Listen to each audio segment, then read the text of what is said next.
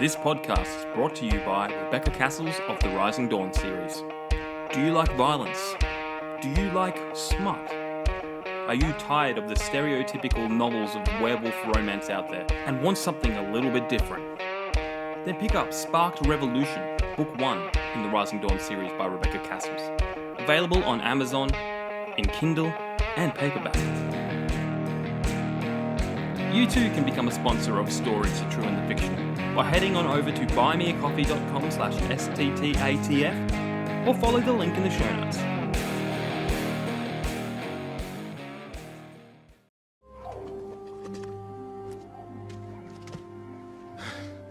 I can't. It's too big. Size matters not. Look at me. Judge me by my size, do you? And where you should not. For my ally is the Force. And a powerful ally it is. Life creates it. Makes it grow. Its energy surrounds us.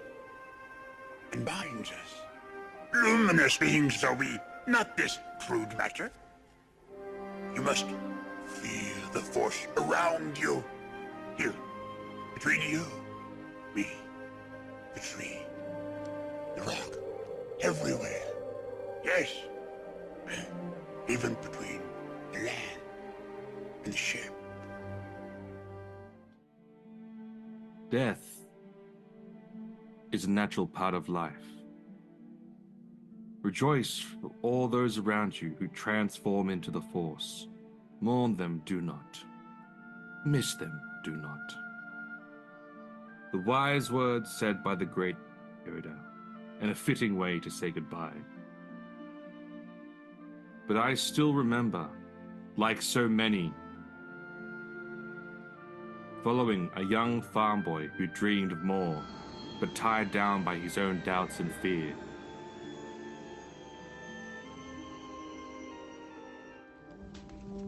I want to come with you to Alder. There's nothing for me here now. I want to learn the ways of the Force and become a Jedi like my father. I remember seeing him take to the stars, still a young man, but with glimpses of the hero that he would become. Star Wars is our home, a place that we would dream about, and it would make us feel safe. Star Wars is our family, always there for us, on our darkest day and our brightest. Star Wars is our teacher, guiding us, teaching us what is right and what is wrong. I remember watching in amazement as the Emerald Saber first burst onto the screen for the first time. I remember feeling my heart ripped apart at the sight of Order 66. Star Wars, I remember holding you in my arms with my very own copy of the Star Wars Special Edition on VHS. I remember feeling joy at the news that Luke and Mara had conceived their first child, and I remember feeling the sense of betrayal when Jason Solo struck down his Aunt Mara. Much like the saying, for over 1,000 generations, the Jedi Knights were the guardians of peace and justice in the Old Republic. For 1,000 generations, there are 1,000 generations of dreamers, storytellers, standing upon the shoulders of Star Wars. Until the dark time. Until Disney. Much like the Jedi who were betrayed by their own, you were betrayed by the very hands that were meant to keep you safe. Star Wars, you were there for us. But in your greatest hour of need, we were not there for you. I am not strong like Luke. I could not be there to watch your final moments. But when I look out into the stars at night, I will find peace. For your pain is almost over, and soon you will be one with the Force.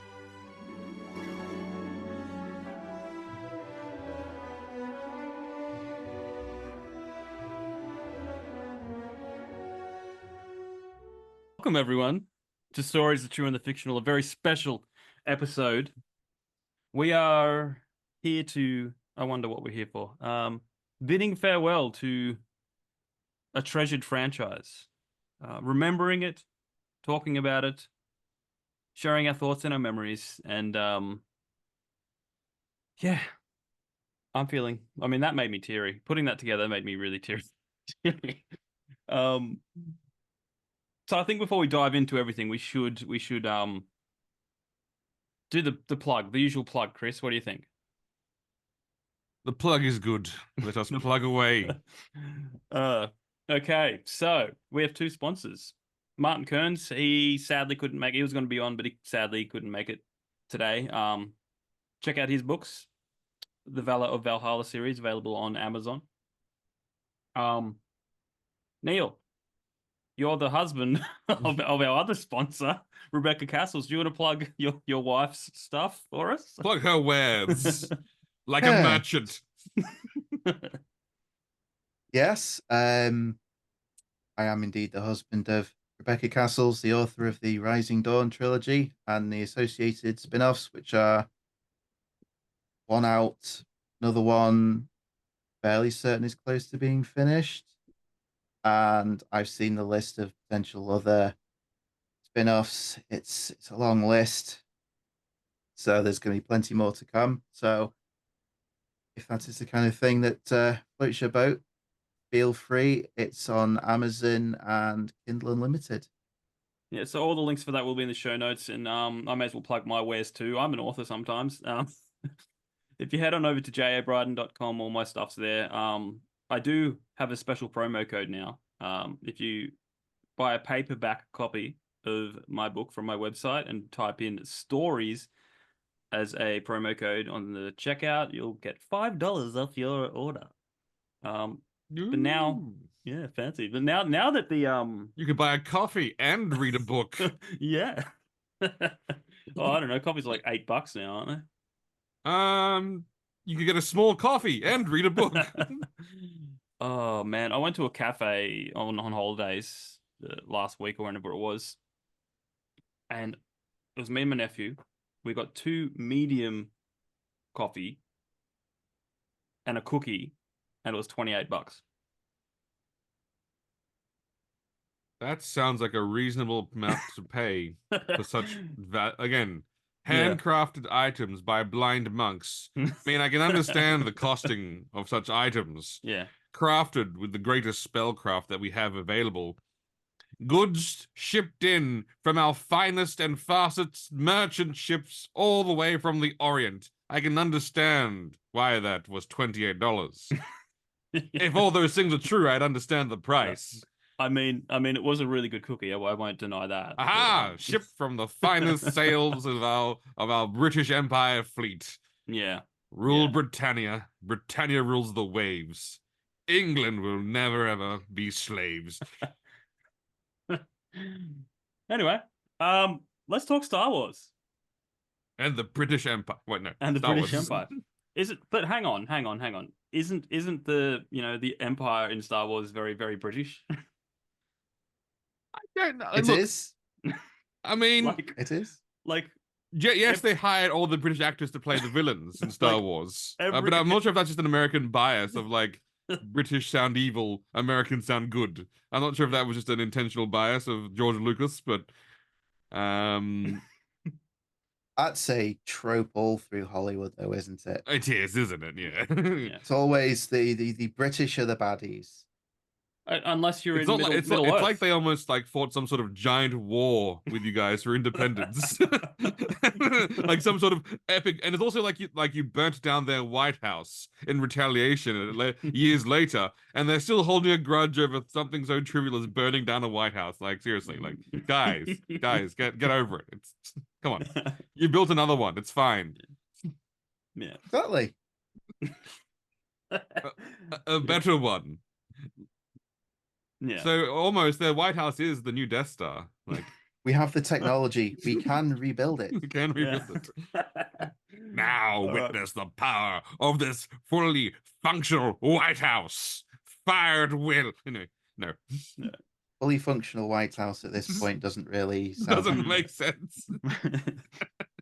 All right, let's get back on topic. Neil, as our guest, tell us your earliest memories of Star Wars. What got you into it? Why you loved it so much at its beginning? Oh, definitely when I was, oh goodness, possibly as early as about 4 years old, and every Christmas we'd have at least one of the Star Wars films airing on television. So I got to watch the original movie on TV with my parents.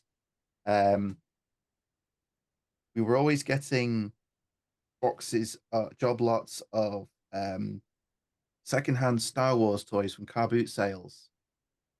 And I ended up with a giant cardboard box full of random action figures and vehicles. I used to play with a heck of a lot. And then that was early on. And then as I started to grow up, and then it was the games. I started discovering a lot of the games from LucasArts. Um, the Super Star Wars on the SNES. Uh, and then later on it'd be X-Wing, TIE Fighter, Dark Forces, and it kind of went from there.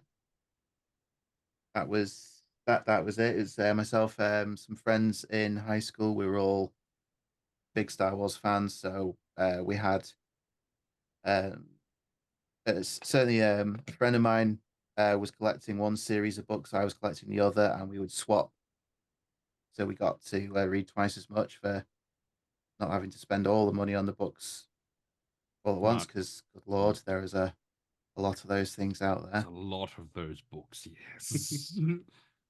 And it just went from there. And then obviously in the mid 90s, George Lucas did his revision of the original films, which some people like, some people don't. And then that led up to the hype for The Phantom Menace in 99, Love that movie.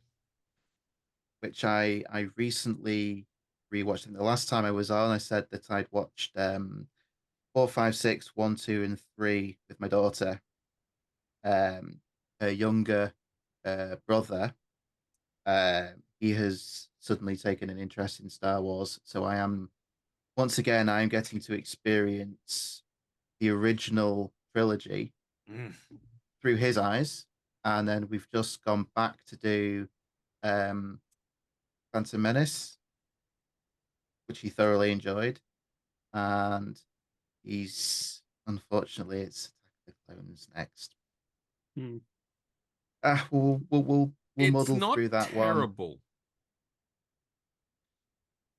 It has In hindsight, knowing what we now know, That's no, what I'm it is saying. Shakespeare. But I'm just saying, no, I hate sand. It gets everywhere. But it's nice to experience it all with them.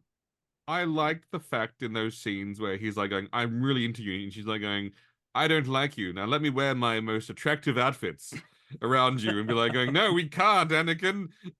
My chest is pointing out at you, but that's no, stop it, Anakin. Oh, it's like going, I think you're sending the boy some mixed signals there, Amidala. Like, you know what? I don't even fault, because when you think about it, he was a teenager at the height of his hormone season. I don't fault him for basically going like, older hot woman must have screw Jedi Order. Like, I mean, I don't fault him. I don't fault the man for that.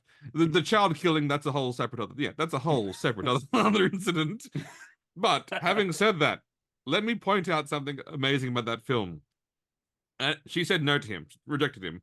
He then goes, I killed them all, not just the men, but the women and the children. And she's like, Women and children, eh? Well, no, okay. A man who takes charge. And she changed her mind about the relationship. Women and children? Oh, it's not a deal breaker. Yeah, it's like, well, I Equality. mean, Yeah. What about you, Chris? let me tell you my earliest memories of the Star Wars and why I think my parents are irresponsible. And 'cause there's a true story here. One, so I remember watching. I was so young I didn't know what I was watching. It was Luke when he crashed into the his X-wing into Dagobah, and my parents were watching it on TV, and I got scared because obviously I think I was like 3 at the time, and Dagobah, that's a fairly scary scene for a 3-year-old. Anyway, down to later on, I was parents had to work, so I was at my grandparents' house basically every day. And then I stumbled across this film called Return of the Jedi. And I think I watched it religiously every single day from that point onwards. Um, I then obviously I had to then go back and watch the other ones because I didn't watch them in sequence. I actually watched Return of the Jedi like first, and then went back and watched the other ones. And then we had some family friends, much like you knew with toys, and I was gifted a Luke Skywalker action figure that had the retractable lightsaber yellow blade in his hand, and it was in perfect condition when I got it. It wasn't by the time I played with it to death, and I also had Max Rebo's entire band as well, so I could so I could like play out that whole bard sequence. I looked up recently how much those toys are worth, and I must say my parents are absolutely irresponsible for giving a small child such valuable artifacts. Yes, did he use them day in and day out to replay the Jabba the Hutt barge sequence over and over again with all his toys? That is beside the point. That is beside the point. They should have gotten you too. They should have. Yes, they should have. Well, no, by that point, those were even this is like the early. This is like even back then they were relatively rare because obviously this was like the toys from the 80s that they still had relatively in decent conditions in the 90s. So even then they were still rare toys, foolishly given to me like I was some sort yeah. And I don't even know what happened to that toy. I think it's long gone or like But the point is, sitting on an absolute fortune with that one Luke action figure alone, destroyed. And anyway, I don't make the same mistakes with my children, but obviously that's the most influential moment of Star Wars to me, and again that's why it's my favorite movie, and that's why it's still sad that since the Last Jedi I've actually not been able to go back and watch it. But yeah, that was my earliest Star Wars memory, destroying priceless artifacts of Star Wars. Yeah. What you, Jamie? No, well, mine was clearly Return of the Jedi. Like, it's just, I think it was on television. I walked in the room and I didn't leave the room. Yeah. And like me, it was on repeat. Like, that was my favorite. And come on, you're a kid and you got teddy bears, probably cannibal teddy bears, but they didn't, say that. Because where did they get the dress for Princess Leia? I mean,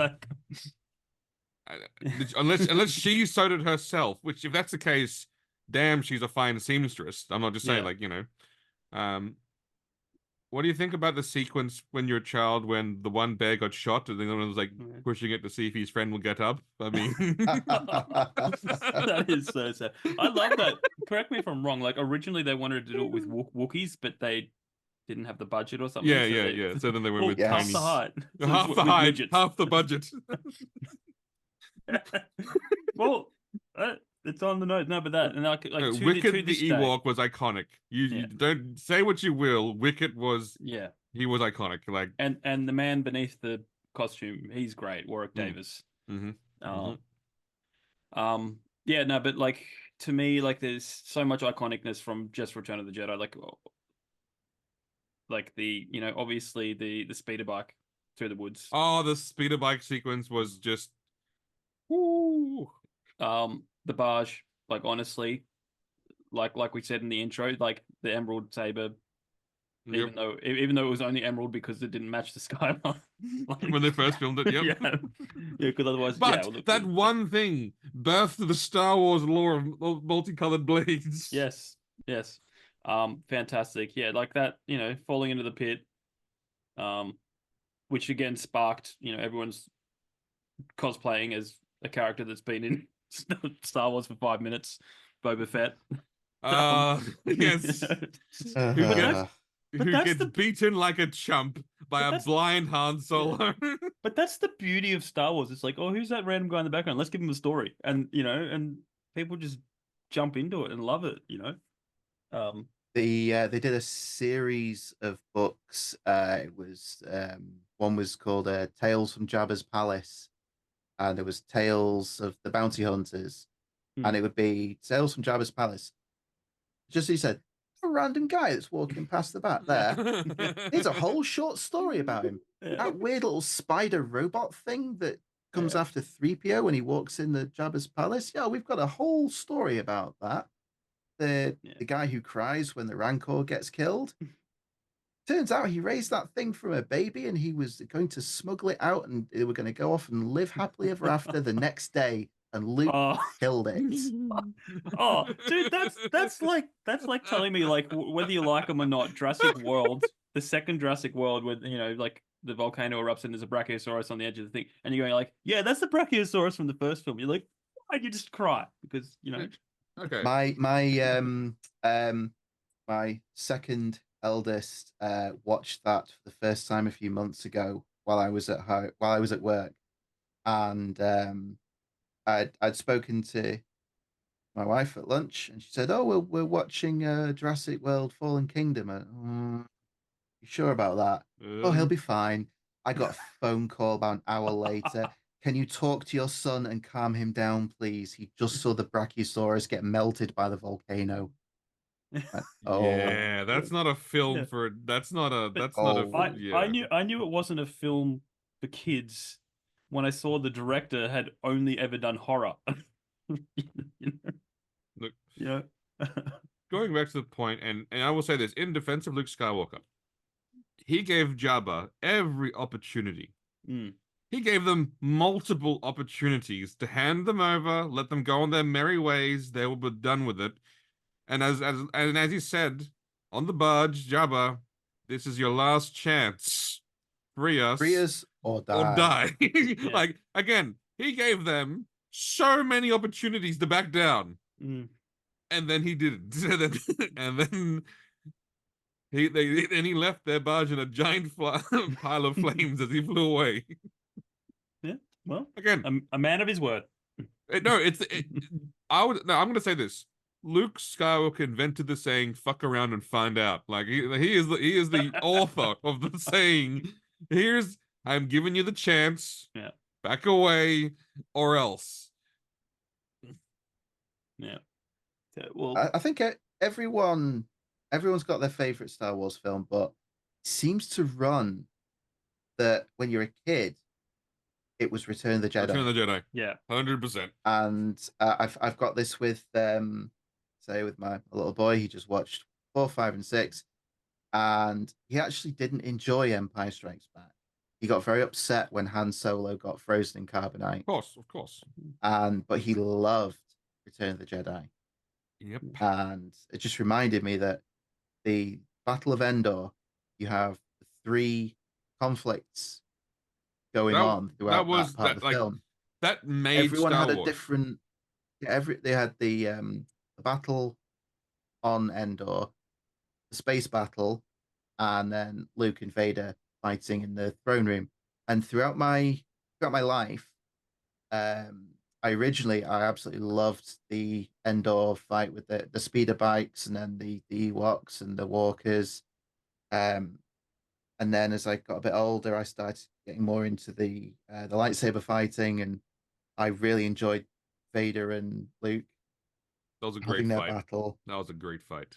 And then there came a point where I just went, you know what? Spaceships are awesome. And I'm still at that point now. Yeah. That was I like that fight because it's multifaceted, and particularly the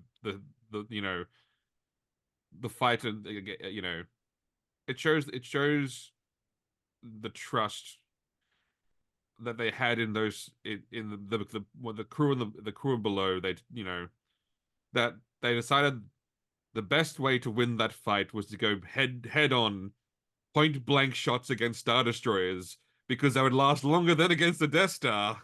And that was then I was like, that is our best chance to win this one, is by turning our entire fleet around, heading towards that Super Star Destroyer, and just start throwing hands. This is our best chance to win. Very fatalistic pragmatism of Yeah, yeah, we might just take some of them with us. yeah, exactly. I love that Oh, line. Oh, we're done. We're done. Let's go down swinging. yep. Hmm. We've got to give them more time. Oh. And that score by John Williams, the trap song, like that entire battle song, ooh. That's a great. Yeah. So Return of the Jedi, the greatest film of all time. It's confirmed. Yeah. It's worth mentioning. It doesn't matter which film. They got John Williams to score all the films, and much as we're in the happy phase. We're talking about the things we like. Yeah. The three films that came much later, maligned as they rightfully are, John Williams' score is still Oh yeah. Yeah. really, Again, really good. You could take footage of me getting out of bed in the morning, pouring a glass of coffee, and then going to take a shit. And if you score that with some John Williams, you've got a scene. Like, you put some John Williams behind that, my struggle of a morning bowel movement, you will have. If you put that behind that scene, again, Well, John Williams music can save a lot of things. Like, Yeah. I tell you. yeah. Yeah. Well, music makes everything. Yeah, like we've seen all the memes and stuff, like where I think it's like Rocky or one of the Rockies maybe like sizing up to fight, and then it's just like they play that bow now, bow, bow, like and it's just like changes the entire feel of a scene. yeah. Yes. That's it. Look, well, you know, whether it's a tragedy, whether it's, you know, a historical event or whatever, the internet always wins, right, Chris? Indeed. So we're going to take a look at some of the responses to the death of Star Wars. I'll kick it off with there's a guy called Roger Maxon. I just stumbled upon his YouTube. He did this 20-minute video, but I basically snipped it down to 2 minutes. But check it out. I think he sums up most of our feelings with this. And guys, if you're listening to the audio, there will be a lot of video clips playing through this, so you may as well switch over to YouTube to see what's going on. I'll just cue this one up. So here's a video I never thought I'd make. Star Wars is dead. Disney killed it. I've been thinking over the last few days, trying to distill my thoughts about what it was that made Star Wars resonate with so many of us, millions of us, tens of millions of us around the world for decades. What is it exactly that George Lucas got so right and Disney got so wrong? Disney seems to basically blame the fans time and time and time again when their stories don't resonate like Lucas's did. What they seem to be missing is that most of us grew up as Disney fans and also as Star Wars fans. So when we heard that Disney bought Star Wars and that we were going to get more Star Wars movies with our heroes, I think most of us were actually excited. We were rooting for Disney. And we continue to root for Disney, even though the waters seemed to get a little shaky for a while. The conclusion I've come to is that in a tragic twist of irony, Disney never understood Star Wars. And what they did understand of it, so many of the writers actively hate it. George Lucas intended his saga to be something that was uniting to modern audiences. The problem is, Disney Star Wars is divisive. When I watch Disney Star Wars, so often I literally feel like I'm scrolling through social media, reading a Twitter feed or a Reddit argument or a Facebook squabble about politics. Rather than call us out of ourselves to adventure, or to heroism, or to wonder, or to remember the mystery and the magic of the world, it brings me right back down to earth and shoves my face in modern politics. So when I watch it, I'm just not happy. But a reminder that I think what George tried to teach us when we were kids is true. I think, at the end of everything, goodness wins in the end, that heroes are worth having and emulating. It's worth trying to be a symbol of hope for others, because no matter how bad things get here, no matter how fragmented or divided, there's always hope. I think that sums up my feelings. That's again. I think what Neil said before that he is ashamed of. There's no shame in feeling that the joy when Disney, well, not joy, but there was like going, well, they've bought it, and as Jamie would said, oh, Kathleen Kennedy, oh, she did all the good movies. She's gonna be awesome. No, So I don't blame Jamie for his folly. Although it is Jamie's fault, but I don't blame him directly. But so I don't feel that you're wrong when you had faith in, again, a company at the time who was interested in making money. We would have no idea that was, they would later on decide that money wasn't important to make as a giant Fortune 500 company. I would not have gone with that business strategy. I would have always thought the best strategy of a company is to make money, but they disagreed. So again, but well, and at the time, like Marvel was awesome. Yeah, MCU. Awesome. The MCU was awesome. Because phase 1, 2, 3, 4, 5. We're going 4, 1, 2, 3. We're going to get 1, 2, 3.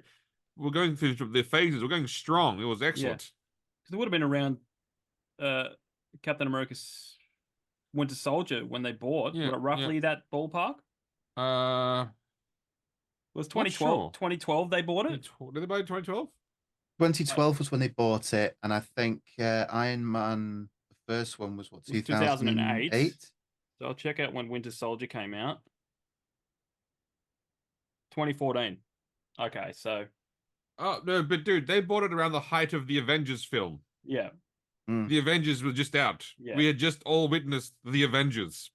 And had no problem with Joss Whedon at that time. And everyone thought and Joss Whedon could do no wrong.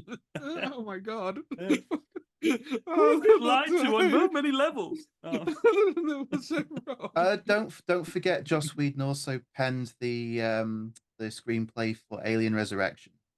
He was not blameless. He had blemishes on his record. Okay. I know, but from my standpoint at the time, I didn't even know that. So from what all I could see was like the guy who did Buffy then did Avengers. I'm like, hey, and he did Firefly. It's like exactly. So like, the man could do no wrong, sort of. I mean, he was no Tom Hanks, but who is? Who is? All right, do you guys want to look at some memes? I do. Absolutely. All right, I put this into video format. Oh, yeah. Okay.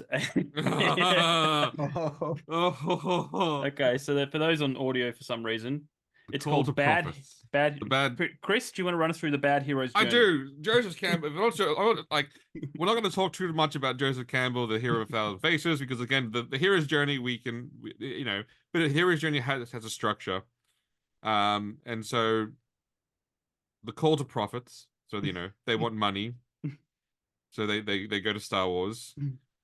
The meeting of the Mary Sue.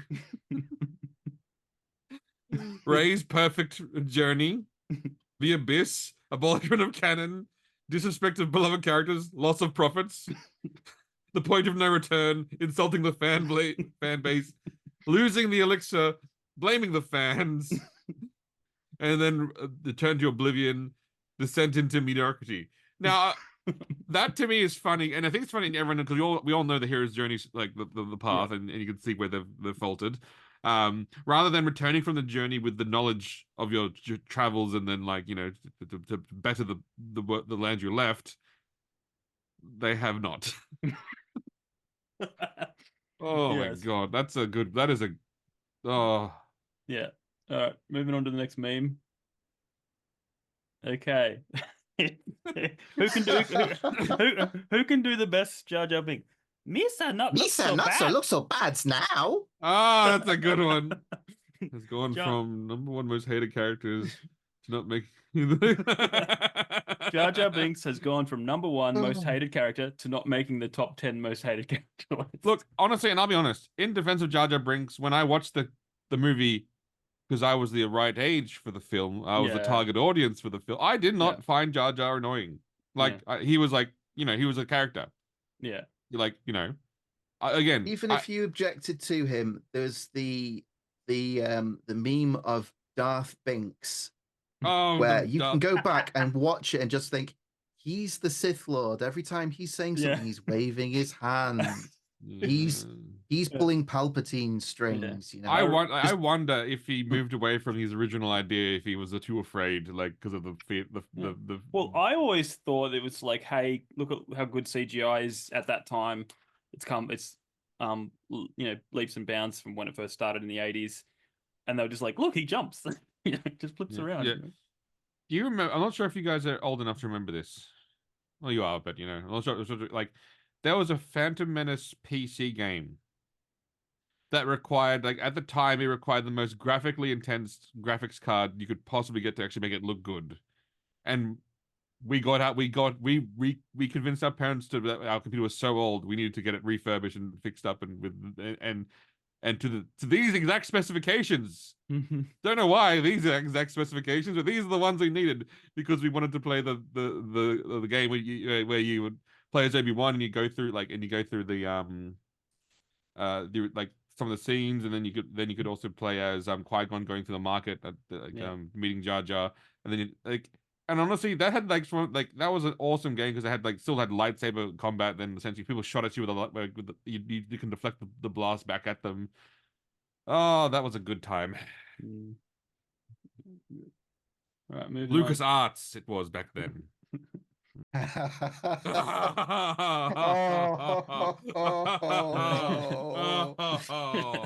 Blue pill, the Acolyte is canon. Red pill, the holiday special is canon. Give me that holiday special. Give me the Wookiee person watching porn in his living room at the holiday special. I actually don't think I've seen the holiday special. You have to. I have to. I'd say you don't have to, because good Lord, that's some bad Star Wars. But the blue pill is right there to say, but. Yeah.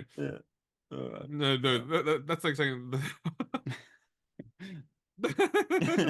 My favorite Disney meme. Shoot Star Wars. Why isn't Star Wars profitable?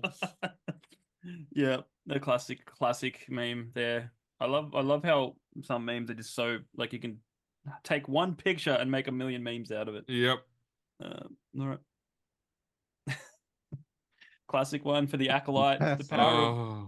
Now, there's a chant that we've all heard going around. I haven't heard it because I've been blocked off. Well, I don't listen. I don't care about the Acolyte. Memes teach things, Chris. So you kind of probably get. No, I know of this. I know what they're trying. I've heard what they're trying to do, and I'm going. Yeah. The good God. Yeah. The power of 1, the power of 2, and then interrupted by Rotten Tomatoes, the power of 16%, which I believe it's 12% now, isn't it? Or it's a lot lower. A lot lower. It just kept going down. Mm-hmm.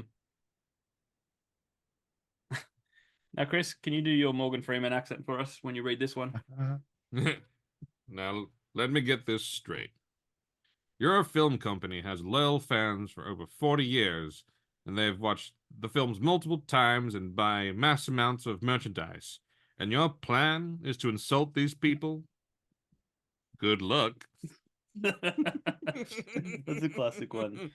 And yet, every time they do it, and every time it backfires, then it's Vass from Far Cry 3. Do you know the definition of insanity? Yeah, doing the same thing over and over again, expecting different results. Yeah, that's it. All right.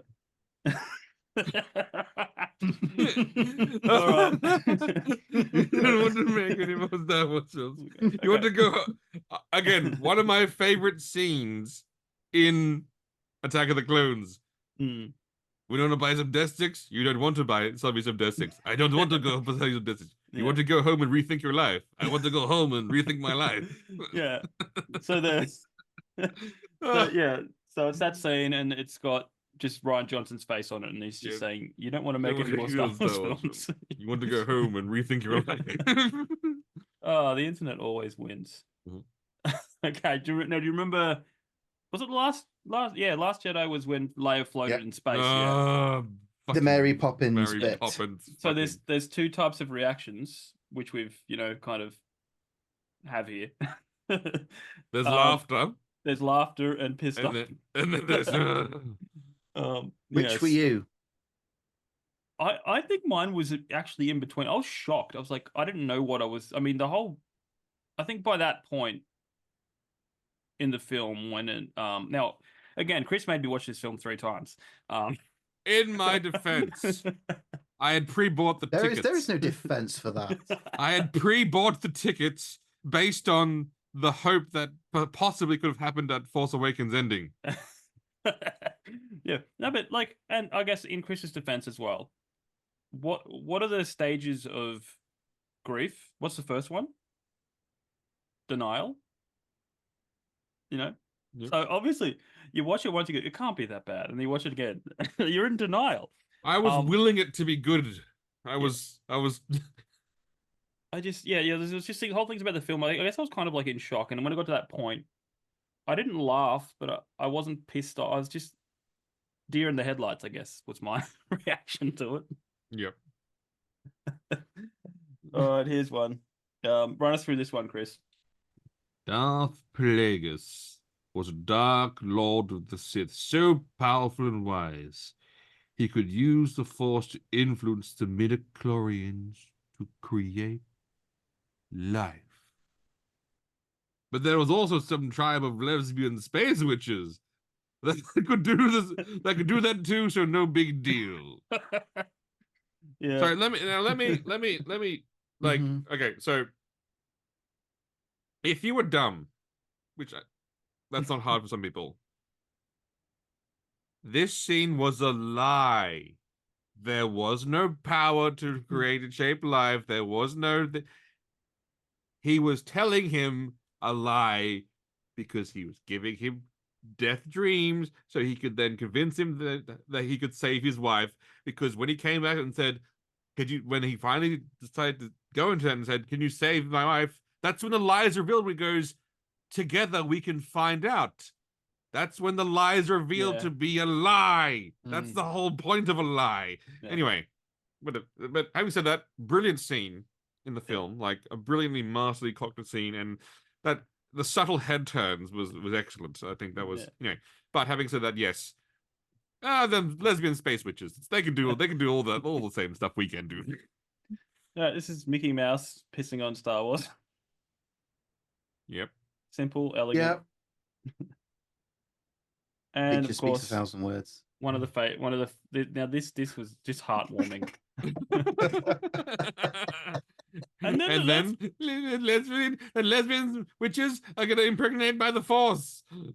And then they take off the life support. Life support. In loving memory of Star Wars. Getting a solitary tear. 1977, 2024. Yeah, that's the last one. There you go, guys. Those were that's some good quality memeing. Yes. Now, we've pissed on Star Wars, we've mocked Star Wars a lot. The question is, did they get anything right at all? Yes. One scene. One scene.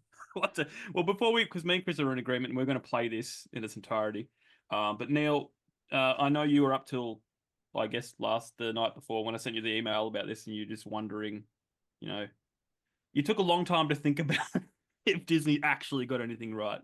So I did. I'm being the jaded, cynical person I am. I really wanted to have something positive to say about this, and I read the point. Disney, did they get anything right? And I was genuinely lying awake, staring at the ceiling, trying to, in the dark, just trying to think. And I'm going to be fair. They did get some stuff right. As we've previously mentioned, they stuck with John Williams for the music. That was the right move. I don't object that they didn't use John Williams for, say, The Mandalorian, because that was its own thing. It had a different aesthetic. It benefited from that, but main movies, John Williams. Um, I think some of the casting for The Mandalorian was very well done, and interesting one that I didn't expect was in the first season of The Mandalorian, they had an episode where they raided the prison ship, and one of the prisoners was Bill Burr, Mm. and I wasn't aware at the time because I've seen him on some Joe Rogan episodes and I've seen some of his stand up. I know he's done serious roles, but all I'd seen him in was so Rogan stand up and F is for Family, which is his animated series. Yep, yep. And he was kind of, oh, he's in Star Wars. Okay. But then they brought his character back in the second season, and that episode was written very well, and he played that part. It was an excellent scene. Incredibly well, especially the scene when they're sat Talking to in the cafeteria, officer. talking to the officer. It pained me that they were referencing events from the Battlefront 2 single player campaign, because that game single-handedly changed the environment for gaming, but that's a different that's neither here nor that's a there. different subject. So I think some of the Gina Carano, I won't go too in depth into that, but she was a fantastic choice for a strong, capable female character who looks like they can actually handle themselves. Yep. And I'm Disney did at least acknowledge after The Last Jedi damage had been done, and they needed to course correct, which sadly was where Colin Trevorrow exited from 9, and they brought Jar Jar Abrams in. Now, admittedly, he failed in what he was doing, and trying to course correct on the 9th and final film was impossible. far from ideal. Now, in his defense, look at what he had to work with. Yeah. But the acknowledgement that in 8 mistakes they have had been killed off made. all the plots. Like literally in Yes. 8 they had killed off all the plots. Yes. So like, what is he working with at that point? Yeah. So I think they have to have a little bit of credit at least for acknowledging that. Ooh, we need to move a few degrees to port on this one. They failed. Yeah. But at least there was, at that point, they were still willing to acknowledge that the fans were rather divided, and the majority of them were not in favor of the directions that they'd taken. I'm just wondering if maybe the fact that they failed at correcting it set the scene for, well, if the fans don't like it, as the memes previously stated, insult the fans, call them names. Yeah. So I think decisions they got right. It's slim pickings, but credit where credit is due. And honestly, that is. Oh, and as a Mandalorian seasons 1 and 2 were they weren't masterpieces, but it was the main thing that got everyone to subscribe to Disney Plus. Yeah. And it was good enough for most people to say, oh, maybe we can move away from those abominations that they've just released in the cinemas, and maybe we can pretend it doesn't exist, and we'll get some fun adventures here 5 years after Return of the Jedi. Well, we got 2 seasons of that, and there were some filler episodes, but there were some very well written episodes and some very well directed episodes. And I know it's not a popular opinion, but I do quite like Rogue One. I am quite the fan of that one. I enjoy that film. It That's a removes fine a film. piece of canon. Yeah, it removes Kyle Katarn's acquisition of the original Death Star plans from what was canon. But as a film that fits in there that you don't need to watch, it was fun. It had some very different characters that it's a shame we didn't get to know them a bit better before they, spoiler alert for a movie that's been out for a while now. They kill them all. Well, you kind of knew that was going to happen. It's like the Titanic of Star Wars, It's like how this story is going to end, Because it was a group of ethnic rebels, and when the last time I saw New Hope, there weren't a lot of ethnic rebels, so they all had to die somewhere on the beach. Yeah. Yeah, no, like I'm with you. Like, I think Star Wars' only hope was Jon Favreau, and Favreau, how do you pronounce it? And they gave him the boot. So, look, I loved the latest games, Jedi, both Jedi Fallen Order and Jedi Survivor. I know they're probably not directly Disney bigwigs doing it; they just outsourced it. Probably why it worked so well. But Chris, do you want to say any thoughts before we play this clip? No, I think the clip sums up my opinions on this one. No, we both agree that this clip I'm about to play was the final blip on the. Yeah, well, play the clip and then I'll explain it. Okay, let me play the clip and then I'll explain the clip. Okay. I forgot to play a meme. I'll play it after this segment though. There's another funny one to watch, but this.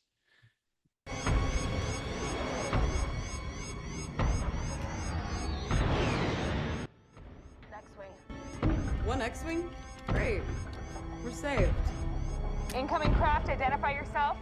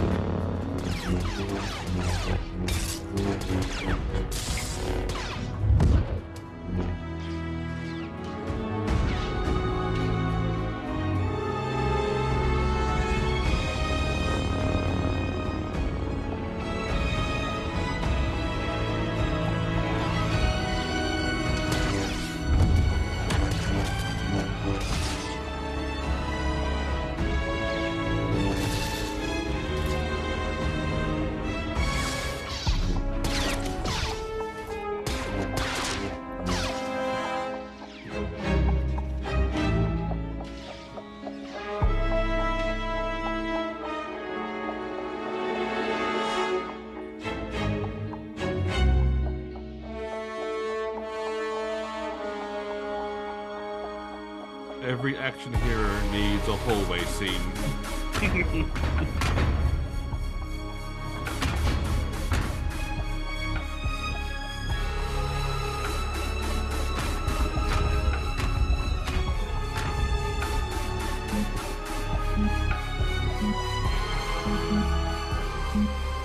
On an elevator. Yep.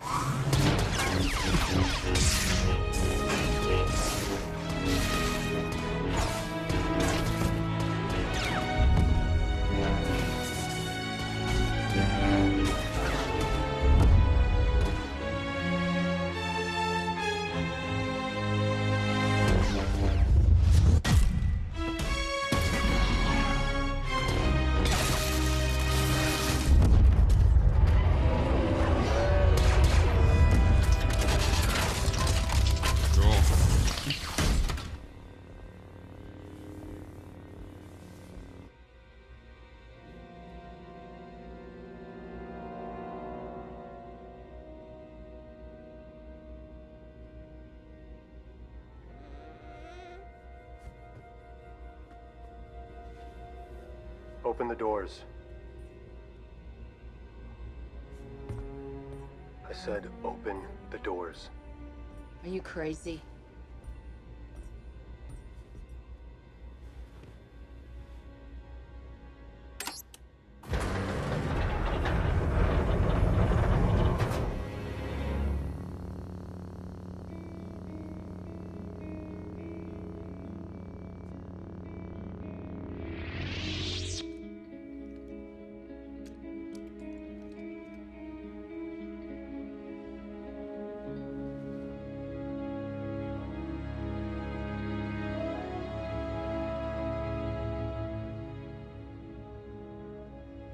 Are you a Jedi?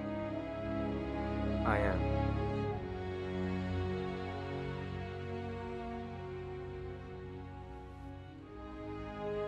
Come, little one.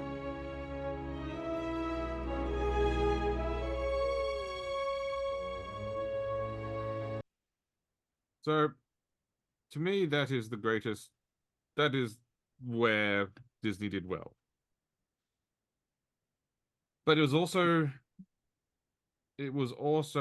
a what's what I'm looking for? Too perfect. It was also a false hope.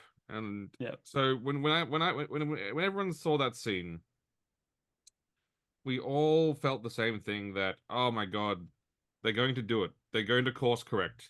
They're going to be like, yeah, whoops. Here's Luke. We're gonna do more Luke things, and we're gonna somehow fix the stupid movies by doing this. This is what we're doing. It's like, you had such a great sense of joy and hope, but that wasn't it. What that scene was, you have an old dog, and he's been with you for many years, and he's 14, 15 years old, and he brings you his ball finally for years, and plays one last game of fetch before he dies, because he knows it's time. And he wants to leave you with a memory. This is that moment for Star Wars. This is your final catch with your best friend before he passes.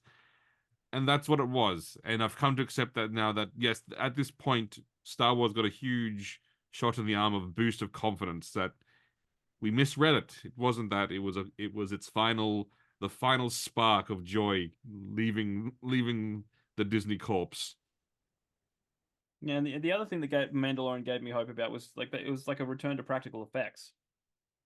Like, yep. Grogu was very practical. Yep, it was a puppet. Yeah, and they missed the mark on the merchandising with that one. Like straight off, like it took a year. It sounds like you hear more about it. It sounds like they were doing everything they can with that show to keep Disney from being aware of everything they were doing on the show. It sounded like they were trying like they were actively, on purpose, misleading people. Like with that whole Luke sequence, they told everyone, oh, it's Plo Koon. Plo Koon's going to be there. It's going to be Plo Koon, the Jedi Knight.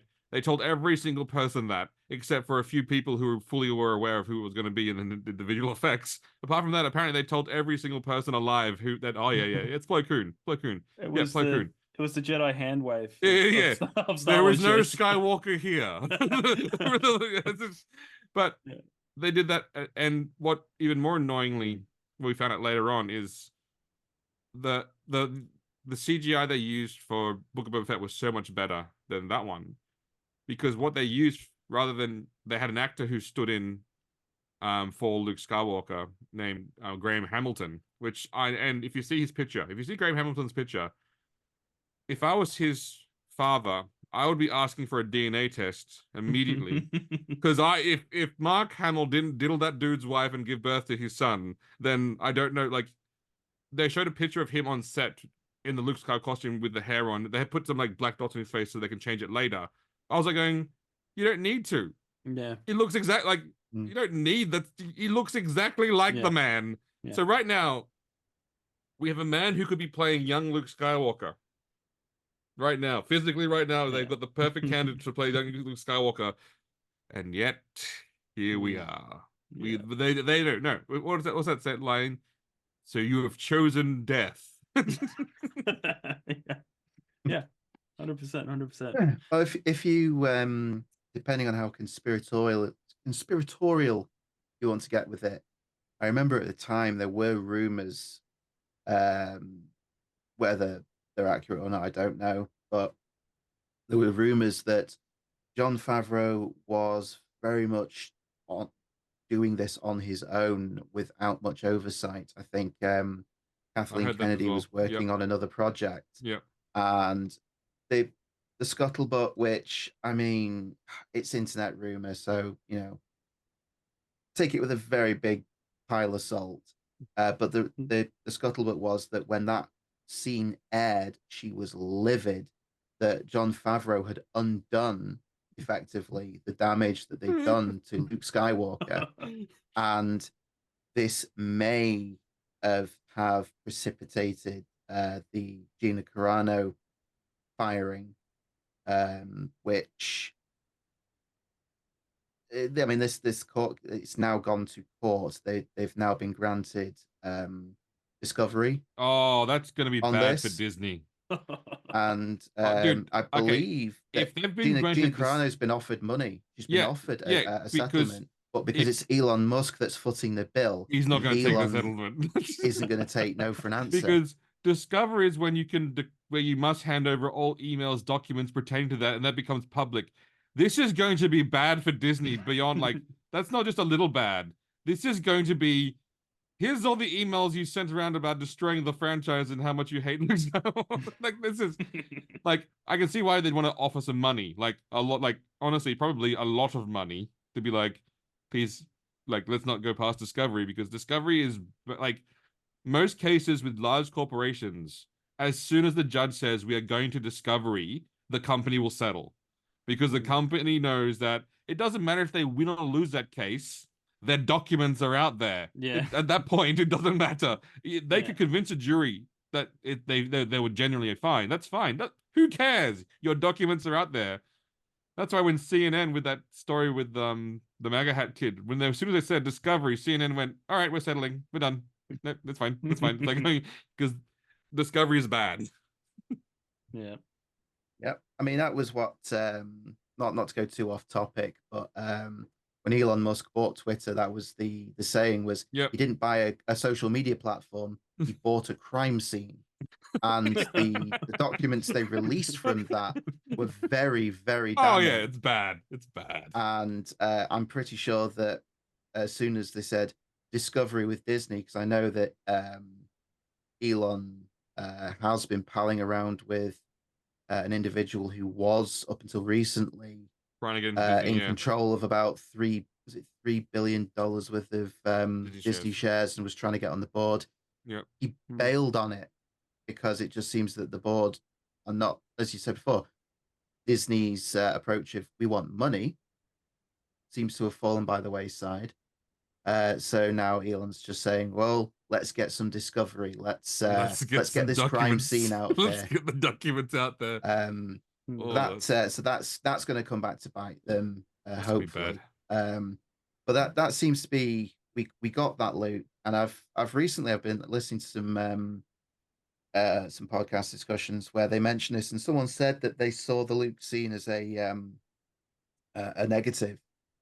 It was a kind of a look what you've already done to him, and now you're going to do this and show us this. And I don't know if I agree, because I really enjoyed that scene. It mirrored the scene they tacked onto the end of Rogue One. Yep. With Darth Vader and the corridor. Because you got so many everyone needs a corridor scene. You've got cool memes about that were good. But it was like they showed the picture of Vader saying like father. They showed a picture of Luke saying like son, and then there was a cool like little saying like, "Yep, look at that." The Skywalker. If you face a Skywalker in a hallway, it's going to end badly for you. It's going, yeah, and I like that. That was fun at the time, because we had a lot of joy in our hearts at that moment. Yeah. Also, you'll notice that when he was chopping up those droids, his lightsaber was cutting through them. Mm-hmm. He wasn't bonking his lightsaber off of helmets. Don't get me started on Obi-Wan. Don't get me started on the Obi-Wan scenes. Killed them. When he chopped those droids up, they didn't just kind of go, "'Tis but a flesh wound, get up and carry on going." Yeah. And sometimes he didn't even swing that hard. He just put his blade out and then turned, knowing that it's a lightsaber. It's going to do the work for you. How did we get from Qui-Gon Jinn putting his lightsaber through a door, a blast door, having them close it, the additional blast doors, and him going, well, that's just a few additional layers, sticking it back in to burn through. How do we get from that to being like being stabbed with the lightsabers, like going, well, a little bit of Bacta on that, and yeah, I'm right as rain. It was on stun, Chris. It was on stun. It was on. Oh yeah, lightsaber. Yeah. I saw a picture, and I don't want to know if it's true or not. And it was of like one of the Jedi's in Acolyte. She had 3 lightsaber wounds through her chest, and she was still fighting. And I was like, someone tell Qui-Gon that he's a big baby because he only got stabbed once and he died. Someone go back and tell Qui-Gon, you big baby. You got one through the gut. Everyone gets a saber through the gut these days. It's fine. All right, speaking of Acolyte, I'll quickly play this. This was fantastic. We're the best of us. Farewell, Xavier. Your blindness has sealed your fate.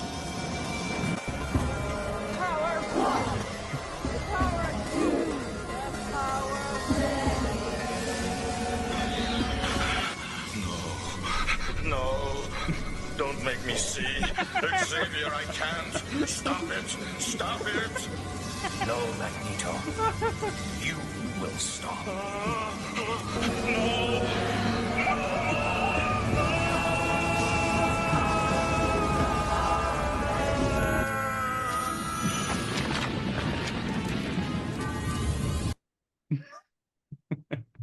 Oh, I cried when I saw that. Look, it's a fundamental misunderstanding of what the Jedi were, and Disney never understood them. For some reason, Disney saw them as cops, and if you see their new books that they wrote, which is like the whole High Republic series, where they basically are law enforcement. They're walking around the street going, up, no crime here. Like that's not what the Jedi are. That's not what they never intended to be. Like, but I mean, obviously that's just Disney's obviously poor understanding of the thing that they spent billions of dollars on. But again, George Lucas understood them. George Lucas can say one sentence from Obi-Wan, which is, for 1,000 generations, the Jedi Knights have been the guardians of peace and justice in the Old Republic. And immediately your mind can be spawned into what the Jedi were. And yet Disney can't, with all their millions of dollars and all their vaunted special effects. And they can't even come close to what that was from the originals. Yeah. Speaking of inept Disney, we're gonna do a quick Disney versus fan made and see what the production value. I wonder who had the bigger budget on this, Chris. I won't play all of this because it's painful. But when I play this, just watch the dude to the left.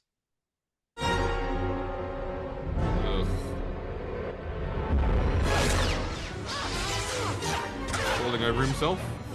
Spinning for no reason. Spinning for no reason.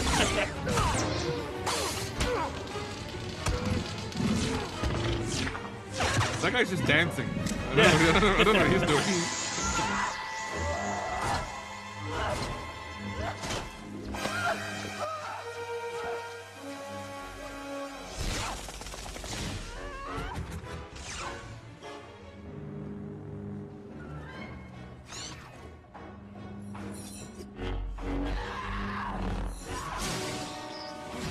Why is she screaming? No?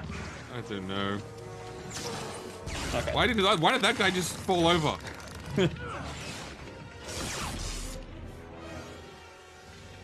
Alright, you get the gist.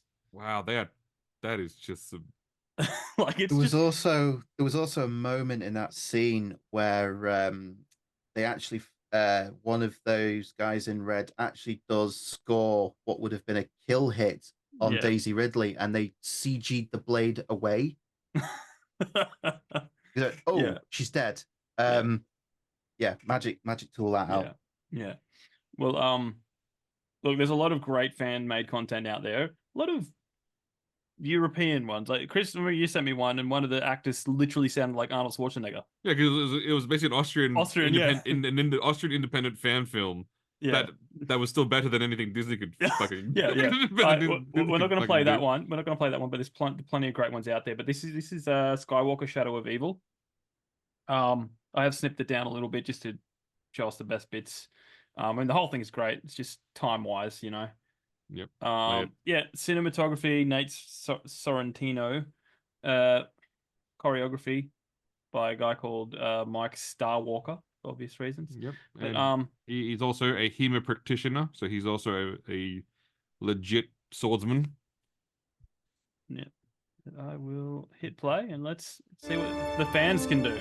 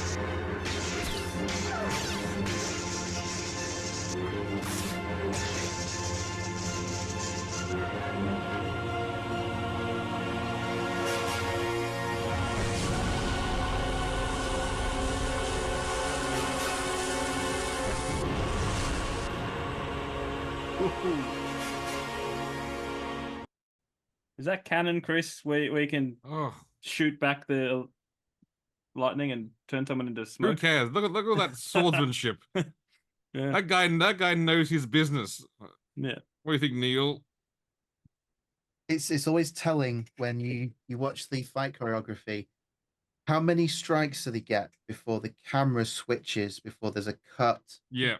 And something that's been painfully noticeable with a lot of the Disney content is they go hit, cut. And yeah, then that's all they can do without having to cut it. Yeah. I believe one of the antagonists in Ahsoka was was fairly trained up on sword fighting. Mm. But other than that, they just weren't there. And I remember the behind the scenes videos for Revenge of the Sith, and you had Ewan McGregor and Hayden Christensen training non-stop, and that they could do that entire fight in one sequence. They got that good at that entire fight sequence that they could do it without a cut. and now we're at a point where it's hit that way, cut. There's it's very obvious that they've gone hit. Okay, now you're gonna do this and that, and then we'll cut away again. And I was watching that video just then. You can tell they're trained. Yep. And they're I mean, not just the number of strikes, but also the way they're doing it, and the all the movement. It's very precise. It was very frantic. With very few cuts between big. They went through long sequences they went through like sometimes multiple clashes and multiple that would have been that would have been hard to shoot, but they had because there was one sequence when the guy swings his head, he ducks it, then lifts his leg, swings it back at his face. That whole sequence could have gone there's multiple chances for something going wrong in that one sequence. I mean, back in the late 90s and the early 2000s, there was a website called theforce.net. They had a whole section for fan films, and obviously back then it was all a lot of it was done on magnetic tape that was then digitized and edited, and the technology and the software for home use wasn't really anything amazing. And yet there were some, even back then, there were some really, really well done fan films. Even if they looked, I mean, I've found a few of them on a hard drive the other year I'd saved in MOV format. And they, although production wise, the tech, it's a little rough around the edges. It's 14:3. It's a bit, 4:3. It's a bit grainy. That's the tech of the time. And it was non-profit. No one got paid. It all looked really good. And there were so many of these projects that you can tell they put a lot of heart and passion into. And because they are fans, and the meme at the time was, "Oh look, another lightsaber fight in the woods," because a lot of them were basically, where can we go where we're out of the way, and we can still look good. It's still good background we can scenery. We can bang some sticks together, and then we'll put the blades on in post. And there was some really, really well done ones. The thing I like to watch, the thing I like to watch in sword fighting, and it becomes very clear in terms of direction. Where are they? Is it because sometimes in Disney and where they use this concept that they use it's theater fencing, where you're purposely swinging the blade at someone else's blade. If their blade wasn't there, you would hit absolutely nothing, and it's a pointless strike because it's designed to protect actors, because it means that you're not actually aiming at an actor, and you're just clashing in midair and it looks cool.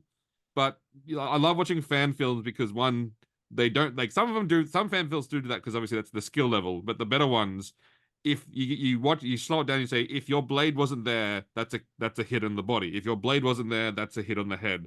And you watch them literally throw throw caution to the wind in the choreography. But that's what you wanted. Like, honestly, that's what, if you're doing a movie, let's say you're doing a movie and you're doing a Star Wars film, before I'd even press film, I would go to the actor and say, here are some HEMA professional trained swordsmen. Here's one from Jap. I want your style to be very kendo based. So here's your trainer. Here's your guy. He's a German great-handed Zelswing fighter, because you're going to use the two-handed things. You're going to spend the next 6 months with that person in a room, and you're going to fight for 6 months training until you can wield your weapon without. And then we're going to go talk about the film we're going to make. Yeah. That's the kind of thing you need to do if you're going to have these, emotional saber battles.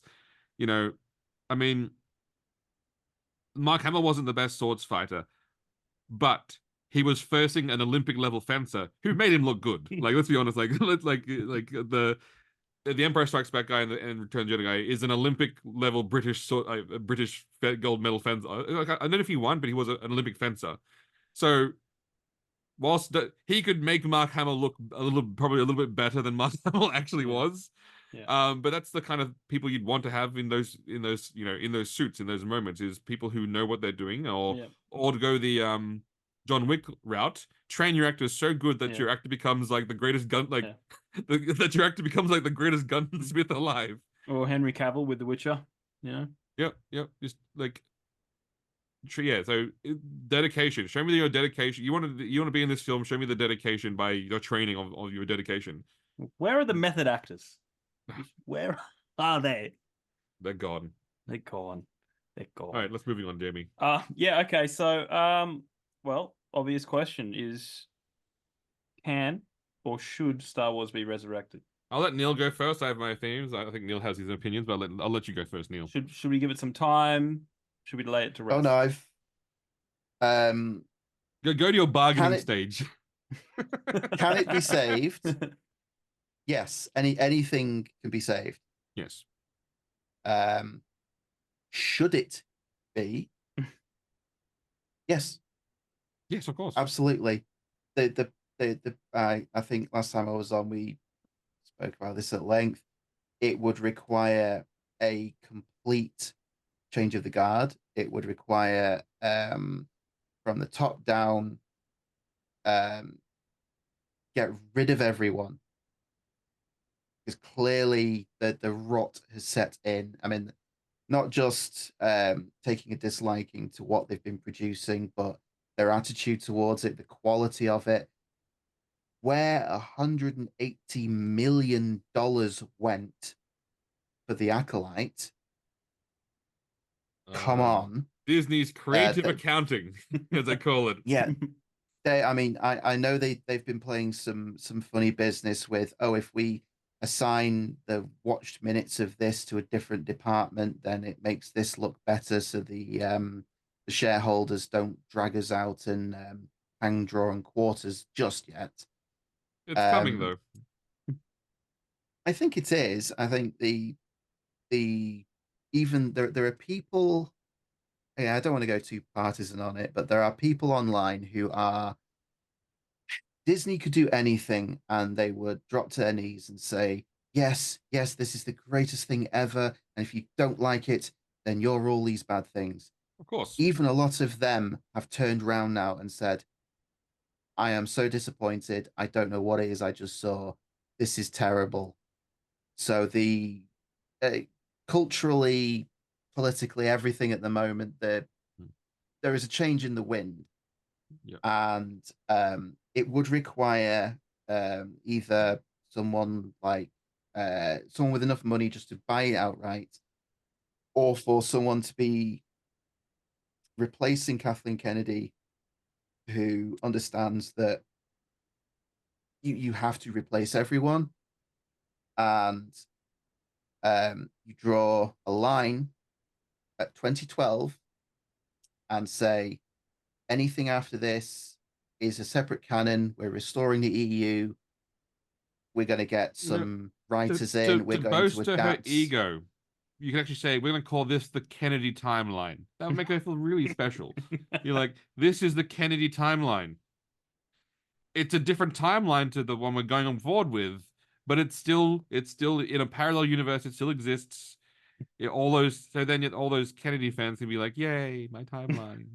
In the same way that when you discover a new disease and you name it after the first person who had the disease.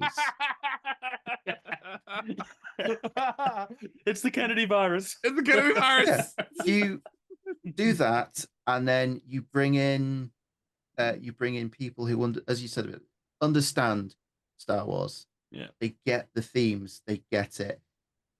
I would go so far as to say get some of the authors from some of the big expanded universe books, see about adapting some of these stories because they are fantastic stories with a lot of scope 7, for 8, 9 all should sorts. just be the Heir to the Empire trilogy.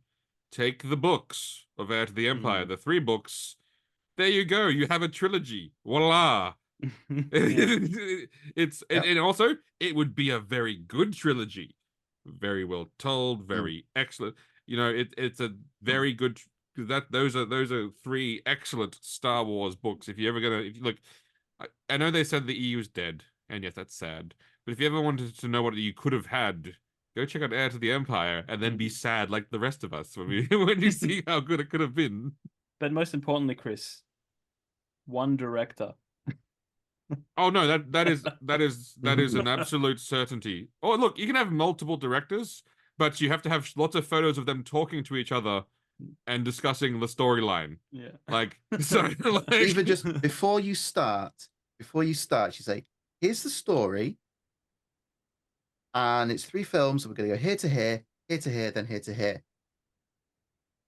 That is more than they did for 7, 8, 9. Yeah. Just that alone, if you're that far, and obviously the whole process, it could you could get someone, I could take it over and start coming up with names for people I would want to write and adapt and come up with original stories and adapt existing stories. If the wrong people get hold of those projects, it all comes crashing down. And the only way you can save Star Wars or resurrect it or reboot it is essentially with the blessing of the fans. And that's going to mean you need to make some big overtures for, here is change.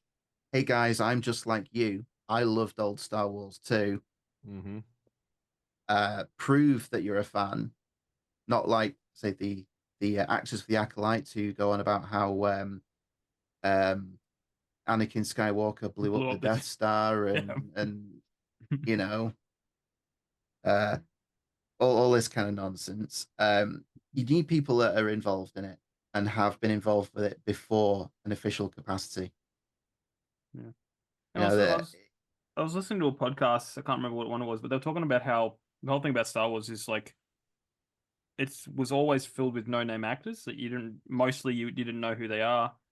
And that's what you should be doing. That's what you should be doing. Yeah. You should be going to the acting academy and stocking up on talent. Maybe you're 1 or 2 seasoned British veterans. Yeah. So because to round out the cast. Yeah. But look, I know Jamie will kill me when I say this, but there's one thing that's going to save Star Wars. Megan Fox. AI. Cat Graham.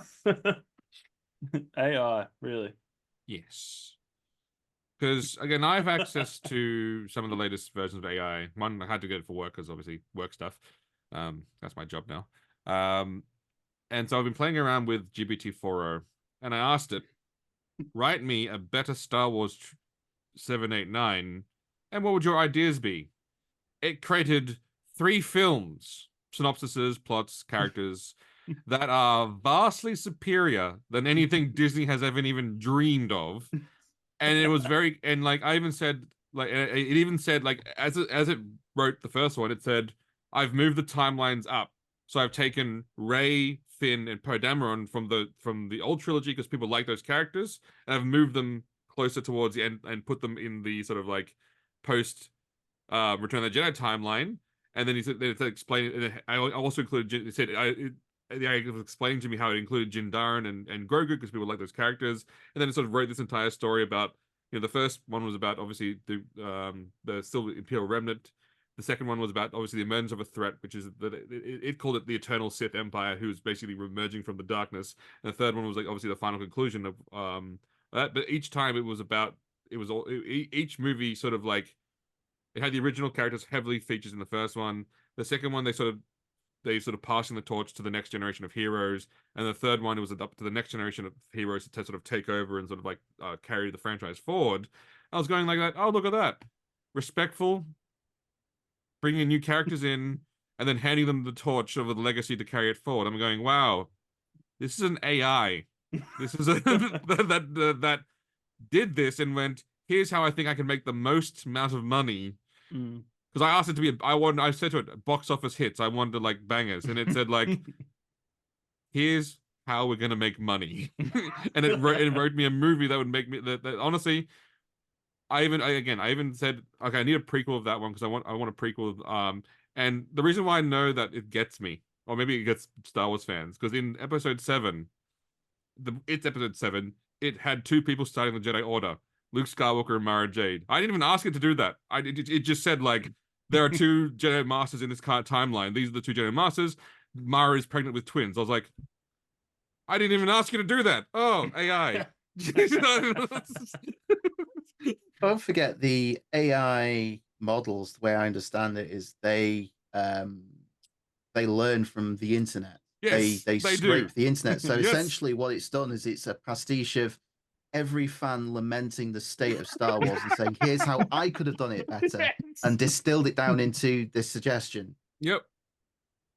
And like I said, I even said like, okay, if you're gonna keep 7, 8, 9, how would you still bring back the Skywalkers? Let's say I wanted real Skywalkers. It said, okay, Mara Jade and Luke Skywalker crash on a planet. She's still the Emperor's hand. They're both going after a Jedi artifact, but they had become uneasy allies on the planet. Luke starts training her in like tries to teach her about the Jedi way. She rejects it. She has a dark side moment where she has to sort of it was like she has to overcome her dark side within herself to like and purify herself to become with the light. They fall in love. She leaves him because she knows that he has to start the Jedi Order and can't be distracted. And then it says towards the end of the film, as the ship's leaving the planet, she places her hands upon her stomach, closes her eyes, and looks into the Force, and then senses the 2 lives within her. And then that was the end of that's how it ended that movie. And I was like going, holy shit! Yes. Then you could then have 2 Skywalkers out in the galaxy, non-connected to the stupid Star Wars canon. Then you could bring them back into when you wanted to. I was like going, it's alarming that AI is at least, because obviously, look, at least AI listens to the fans. Like, if you say one thing, you can say one thing. It's at least going, hey, a lot of people on the internet are mad about these things. But again, off topic, I sent it to Jamie. It was hilarious. I sent him 2 AI scripts that I made. One was called Skyscraper Showdown, where Lex Luthor was trying to build buildings above the city limits that were without permits, and Superman had to stop him. And honestly, it was like it took the dumbest idea in the universe and turned it into a really good film. Like it was actually like a really intricate plots in terms of why Lex Luthor was doing it. He was trying to siphon off power from the grid. The buildings fell down. Superman had to decide to arrest Lex Luthor or stop the buildings from falling. It was an exciting, hilarious plot. Yeah. And then I said, what happens if Hellboy retired and became married to a soccer mom in suburbia? And it created an entire film film about this. But the thing about the Superman one, and then he made a Ninja Turtles one for me. Yeah. But both of them ended the exact same way, with them standing on a skyline, like on top of a building, looking over their city. Yeah, that's the hero. That's the hero shot. AI understands that's the hero. Yeah. That's the hero moment. But the point is, it is alarming that. And honestly, if you were a Hollywood writer, you should be alarmed about AI. You really should. Yeah. It should terrify you because it's listening to what people want, because that's where it's getting its information from.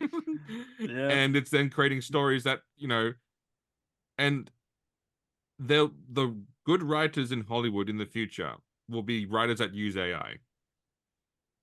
They won't have it do their work completely, but they'll have it pitch it itself. They'll pitch it a concept. Yeah. Tweak it, use their own knowledge to obviously refine it, make it better. That'll be the future of writers, as it is in the future of my industry that I'm working in now, which is why every single of my developers are learning to use AI, because that's the future. And then there'll be writers who go, no, I'm going to write completely without AI, and I'm going to inject my stupid politics into these things, and then they're going to fail, and that's going to be the future. Yeah. Bit of a that was a slight tangent, but no, that's all right. But the point is, could Star Wars, to Neil's point, could Star Wars be resurrected? Yes. By whom? Someone who uses AI. Honestly, at this point, I'm going to take that. I'll take that over Kathleen Kennedy any day. One other thing I'd point out, which is really funny, which a few people from the business world have cited upon. Kathleen Kennedy's been in charge too long, because normally what you'd want to do as a CEO is you'd want to be in charge, launch a product, have everyone happy, then leave, because you don't want to hang around for people to realize how bad the product is. You want to be at a different company by that point. That is the CEO strategy of any company. Is you generally want to launch a product, but you don't really want to hang around to people to realize like how bad it is. Yeah. Die the hero before you become the villain. Yep. So if she had done, let's say she had done Force Awakens, she could have then at that point noped out and be like, all right, that's it, guys. Thanks, everyone. Awesome. Everyone going, oh, you did so well. Then she would have protected her precious little legacy. Everyone would have been happy with her. She would have then moved on and become the Hollywood, the godmother of Hollywood, and that would have been. But what she's done is she's hung around, dug in her heels in, tried to fix things, tried to rechange things, and now her legacy is going. Her legacy prior to Star Wars was the woman who worked with Spielberg on Jurassic Park, Back to the Future, Indiana Jones, legendary producer, to now being handed the keys to the castle and decided I'm going to burn it down to the ground, and and you know what? Do these Hollywood people care about their legacies? Of course they fucking do. That's all they care about. That's why she's staying so long, to try to fix her legacy, but she keeps unfixing it the longer she stays. So, again, that's going to be her legacy now. No one's going to care about that she worked on the classics. The classics. Everyone's going to just remember that she destroyed the classic. Yeah. I think South Park has made sure of that for sure. Oh, that's it's one thing for South Park to make a joke about an actor or something that they do all the time, but for everyone to look at that and go, "Yep," that's when you've got a different problem altogether. Yeah. I mean, the line that they used that got memed really hard was, "Put a chick in it, make her lame and gay." And they literally went, "What a fantastic idea! Let's do more of that." That wasn't it's like South Park should be like, that wasn't a suggestion. That was not that wasn't a hint. Oh, this was a critique. This was a takedown. Not a suggestion. Never a suggestion. Yeah. All right, look, before we wrap it up, I have one question I wanted to ask you guys. How would you feel if Star Wars went back to Lucas? As in, Lucas rebought his own franchise back? Yep. Good. And what he probably should do, and if he did buy it back, he would probably bury it. He would probably, bury it for a long period of time before, and then and honestly, maybe that's what you need to do. Maybe it needs to go back to Lucas, and Lucas needs to then just say, for the next 10 years, we're not getting anything. Yeah. And honestly, that might be the right decision. But I mean, that's also a very expensive thing to buy back to bury. But I mean, maybe. Well, not really. It's I believe it's now. It's devalued. Oh no, the value is probably the value is probably less now. Yeah, I'm pretty sure I saw somewhere that all of the stuff on Disney Plus, Marvel and Star Wars is combined worth less than the license for Bluey. That's alarming. Bluey is the only thing Disney Plus has that breaks the that actually breaks into the top 10 streamed shows on all these the Nielsen ratings and everything. Some Australian show about a dog is kicking Star Wars' ass. Yep. Oh, all four of my kids love it. Even our latest one, he's 11 months old. He hears that theme tune. He's got a big smile on his face, and he is watching it. That's so weird. I don't underestimate the power of Bluey. Wouldn't you? That's sorry. As an Australian, I find that truly bizarre. Like that. I just can't like I can't get my head around this concept. That our biggest export at the moment is a blue dog. Blue cattle dog. A blue cattle dog. Yeah. But then my biggest thought is how has our government not destroyed it yet? Like how is it maintained? Yeah, I know, because they want to. Any films that are made here, it has to be in the outback, with "G'day, mate, there you go," like the thickest Australian accents. But I mean that Bluey does, from my understanding, does cover the Australian culture quite heavily with they got Australian accents, so like that's probably why the Australian government lets it go. It's a good export. Although it's pretty ironic, Chris, when the Simpsons episode came out of Australia and it portrayed Australia perfectly. Yep. To this date, it is still one of my favorite Simpsons episodes, and the government pretty much demanded an apology. Why? That was an accurate episode. Like, pretty much. What did they get wrong? Name one thing they got wrong in that entire episode. Yeah, exactly. It was perfect. Like it was like you'd watch an episode and go perfect, no notes. Yeah. Yep. Even the Prime Minister. I'm taking this to the Prime Minister. Hey, Mr. Prime Minister. Hi, Andy. G'day, mates. Again, if you go to Australia, that is exactly what you're gonna get. So Neil, let me ask you one question before we wrap up. What do you think's gonna happen first in the world? Star Wars will be saved, or it'll come home for England? What do you think is going to happen first? The trophy coming home for England, or Star Wars being saved? What do you think is the more likely outcome? You're barking up the wrong tree here, because I do not care 1 ounce for football.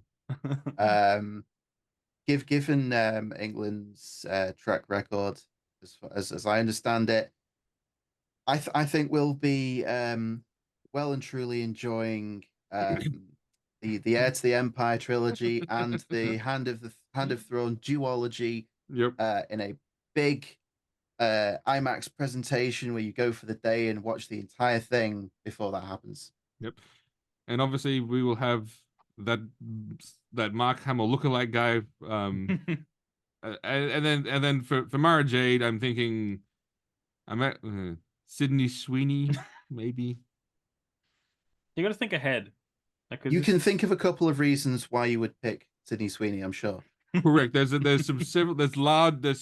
two major reasons, obviously, why you say that she'd be perfect for the role. Can she act? I've not seen any of her works. I'm not sure. Chris, we've had this, thought before. Like, it all comes down to the director. That is true. A director can, yeah, that's right. And also clever editing. Remember, they made it look like Amber Heard could act in Aquaman.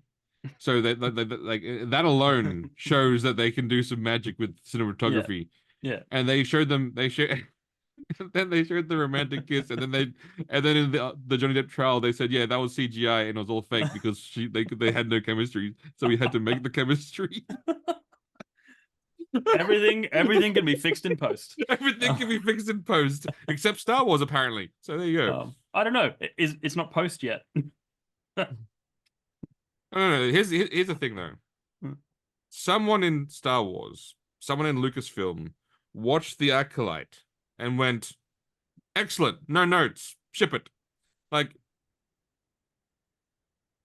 how is that person that has a job? Like, who would watch a show like that and be like, yes, this is not going to damage my bottom line. This is going to, in fact, increase our profitability. Kathleen Kennedy. Of course, but that's, yeah, of course. Yeah. Anyway, guys, thank you so much for listening. We do have a short little outro clip to take us out. Very, very, perfect clip, I find. So yeah, check out our sponsors, Rebecca Cassells of the Rising Dawn series, link in the show notes, Martin Kearns. And we're now on X, so that link will be in the show note too. And thanks again, Neil, for coming on in the middle of the night over there in the UK. It's what 3:10 in the morning. It's fine. There you go. Oh, he's gonna get up and for work. That's how devoted Neil is to this topic. This topic. Yeah. So thank you very much for having me on again. But it's been fun again. Yeah. Anytime. Yeah. Well, next time we'll make it a little bit earlier for you. Promise. But yes, you guys know thetrueandthefictional@gmail.com, stories_podcast on Instagram. We're on, like I mentioned, we're on X, YouTube, everything. And thanks for watching, guys. Please let us know your thoughts down below in the comments and all that stuff. Feel free to reach out, and we'll catch you next time.